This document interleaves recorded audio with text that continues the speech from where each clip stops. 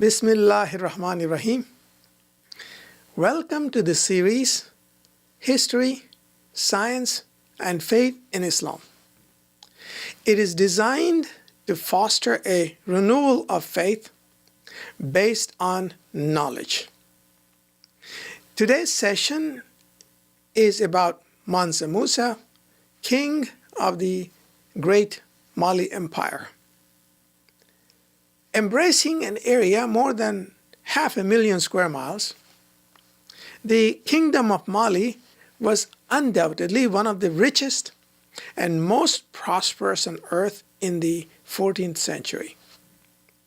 Its territory touched the Atlantic Ocean to the west and extended as far as the bend in the Niger River to the east. From north to south, it embraced the entire swath of land south of the Sahara to the thick tropical forests of equatorial Africa. The kingdom was richly endowed with gold, salt, kola nuts, and ivory, which were in great demand in the markets of the Mediterranean.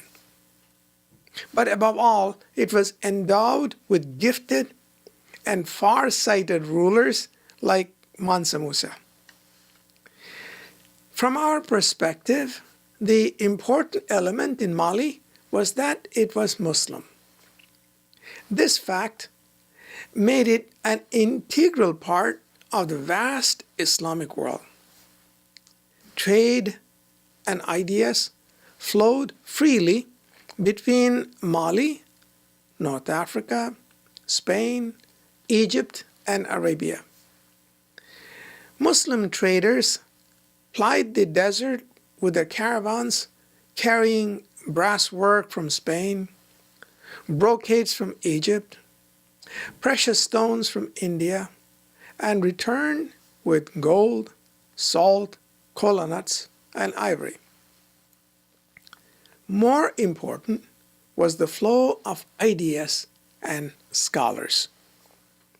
Africans traveled to Mecca for Hajj and brought back books written in Baghdad, Cairo, and Kairouan. Islamic jurists and ulama were in great demand in the learning centers of Sijil Masa, Timbuktu, Mali, and Ghana. African soldiers were very much a part of the Muslim armies in Spain, Egypt, and India. Mali was thus a part of the Islamic mosaic, contributing its wealth and its resources to the prosperity of Asia and Europe alike. Mali is referred to in Arabic as Malel. It was inhabited by the Mandinka, who claim their descent from Bilal ibn Rabah, radiallahu anhu, companion of the Prophet sallallahu alaihi wasallam, and the first muazzin of Islam. Bilal ibn Umar is the name given to Bilal in the Mandinka language. Islamic influence in Mali from the 7th century onwards is confirmed by the oral traditions, which were the basis for much of the historical evidence in Africa, until present-day scholars discovered the great libraries in Timbuktu and Jenne. Muslim historians like Ibn Hisham and Al-Yaqubi, who lived in the 9th century, Al-Bakhri, who lived in the 11th century, and Ibn Khaldun, who lived in the 14th century, have recorded the penetration of Islam in the Mali region. The initial thrust for political consolidation among the Mandinka tribes came from the discovery of gold in the mines located at Bure. Wealth, a measure of surplus human energy, is a primary engine for political centralization. Only faith, that transcendental element in collective human effort, surpasses wealth in this respect. To protect the caravans that carried gold, local hunter associations were formed.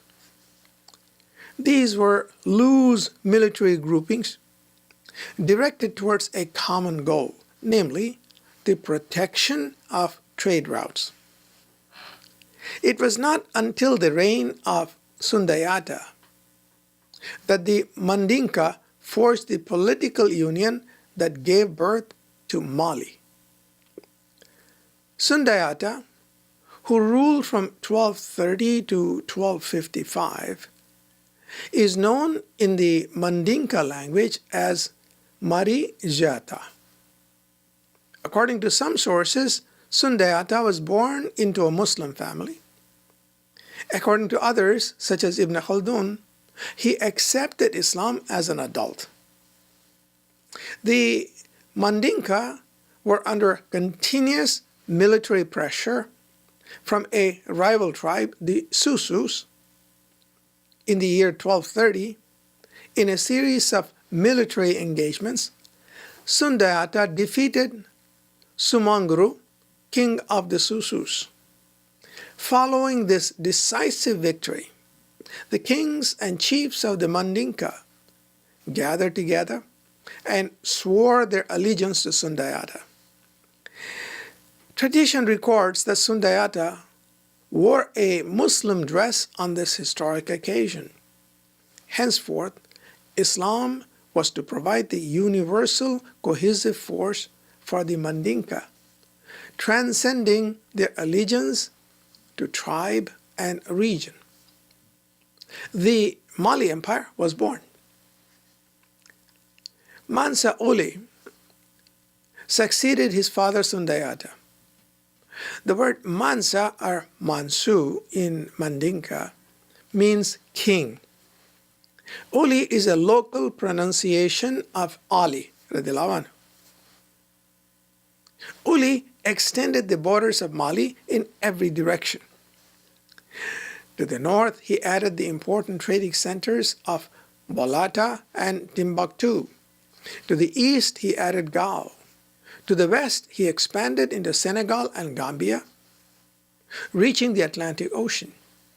Mali thus became the owner of north-south as well as east-west trade routes and the repository of important centers of learning.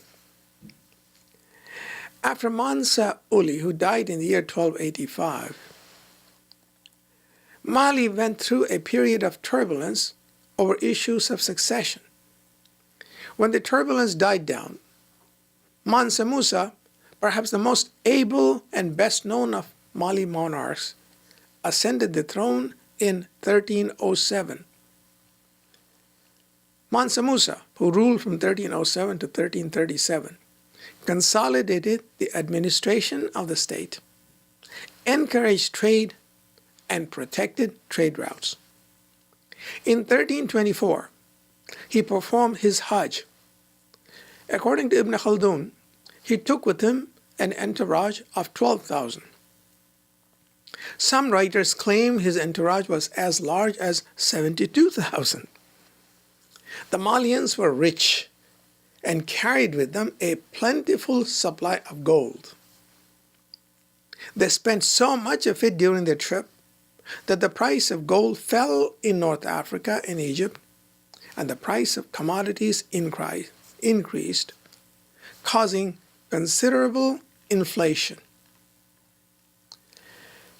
On his return from Hajj, Mansa Musa stopped off in Cairo and Khairawun, brought a large number of books, and took them home, accompanied by Maliki jurists, administrators, and Quranic scholars.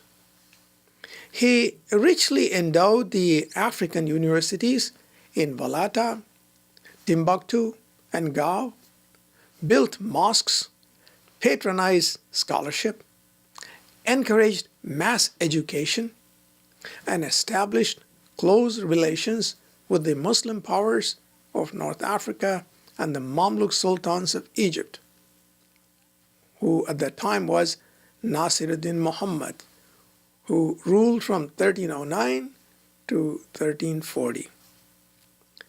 Mansa Musa is known in history as a pious man, a scholar, a generous patron, and a far-sighted ruler. In chronological terms, Mansa Musa ruled less than 100 years after the fall of Baghdad in 1258 and the total destruction of Central Asia and Persia by the Mongols. In the early part of the 14th century, there were only 3 parts of the Muslim world that had any semblance of political and economic power. These were the Mamluks of Egypt, the Empire of Mali, and the Sultanate of Delhi. Persia was just recovering under Ghazan the Great, and the Ottomans were only in the nascent state of their global upsurge. We know a great deal of the status of Islam in Mali through the writings of Ibn Battuta, the great world traveler who visited the region in 1354. Ibn Battuta met the ruler of the state, stayed with the jurists and common folks alike, and through his keen insight analyzed its society and its culture. According to Ibn Battuta, the Africans were punctual in their observance of Salat, prayer, were extremely fastidious in observing rules of cleanliness, and competed with each other in the giving of zakat, charity. Memorizing, learning, and recitation of the Quran were honored and encouraged.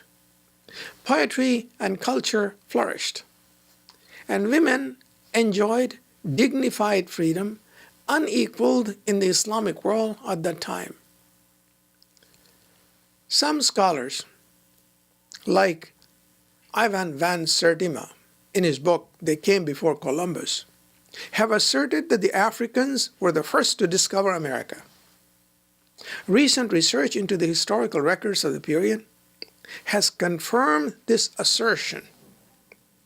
The historian Shihabuddin Abul Abbas Ahmed, who lived between 1300 and 1384, describes the Mali explorations of the Atlantic Ocean in his book Masalik al-Absar fi Mamalik al-Amsar, which means roadways for those who have sight and are searching in the provinces of the kingdoms.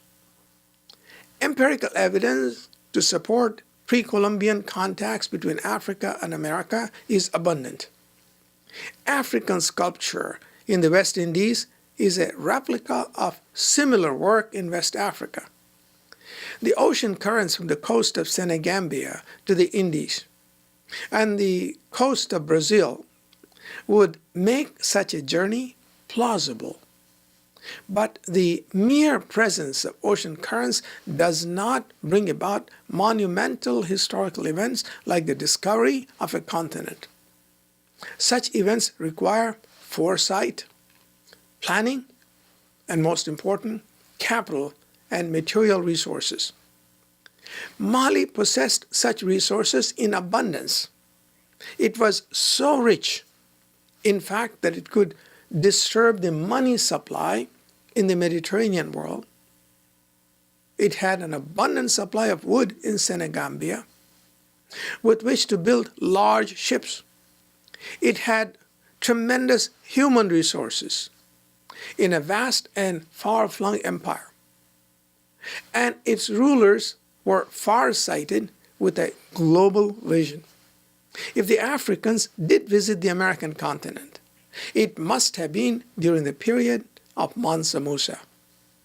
This brings to a close our session on the splendid times of Mansa Musa of the Mali Empire.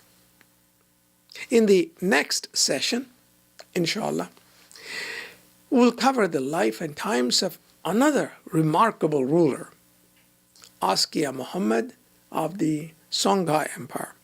Assalamu alaikum wa rahmatullahi wa barakatuh.